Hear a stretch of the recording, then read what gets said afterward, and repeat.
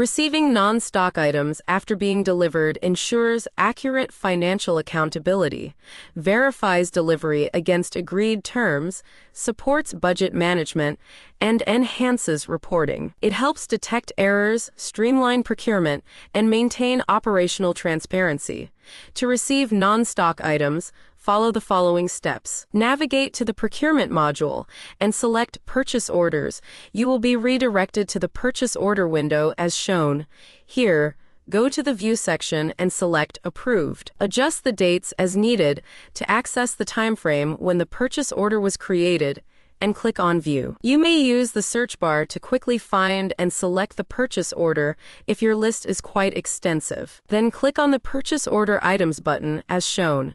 In the next window, go to the Actions tab and select Edit Non-Stock Items. In the next window, you can edit the item details according to the agreed terms and compliance.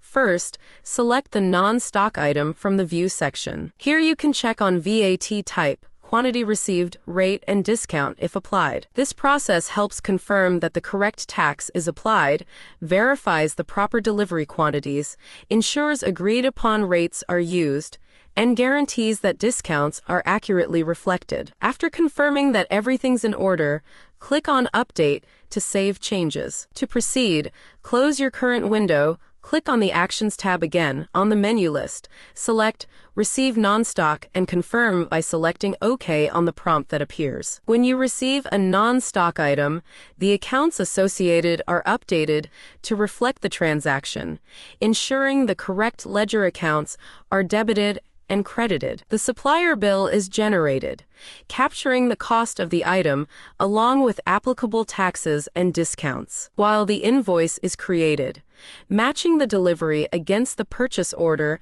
and ensuring accurate billing based on the agreed terms. You can now proceed to the Supplier Bills panel to process supplier payment.